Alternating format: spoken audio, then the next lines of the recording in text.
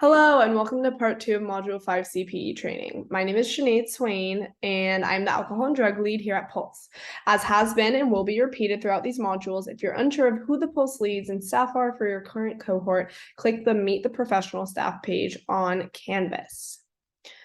So the second video is all about barriers to being a bystander. It's likely you've been in at least one situation in your life where stepping in felt like the right thing to do, but you weren't sure how. There are many reasons people choose not to change from passive to active bystanders, and we're going to talk about those here.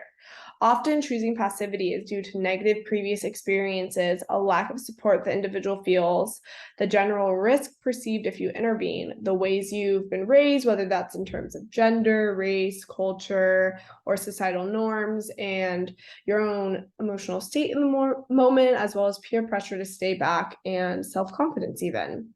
Now, compound any of these two factors at once, and it can be very hard to even take the first step of assessing the situation and then determining an action plan. There's also the issue of ambivalence, which is the state of having mixed feelings or contradictory ideas or opinions about someone or something.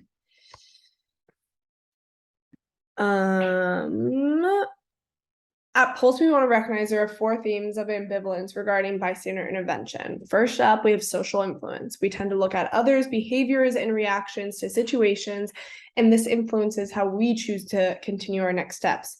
We fall into crowds as social species, and it can be hard to separate from the perceived peer pressure. Next, there's evaluation apprehension. This is the fear of negative judgment if we act out and insert ourselves.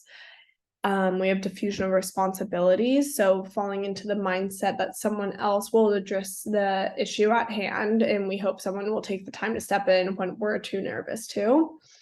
And the last one is pluralistic ignorance, thinking that no one else believes as we do.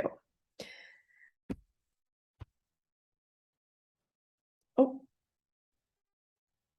perfect.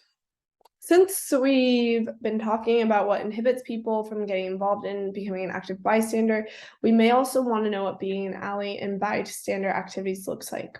We recognize that being the first person to intervene in a situation is difficult, even if you do find you have support. However, being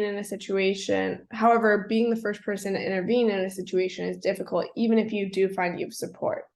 However, as peer educators, this is part of the role we like to adopt. We want to be able to step in to offer help when needed and recognize we can be active bystanders and emulate active bystander behavior. So in the next situation you may find yourself in to become an active or stay a passive bystander, we hope you can work through some of these ideas we have proposed in this video and the last. Thanks for listening.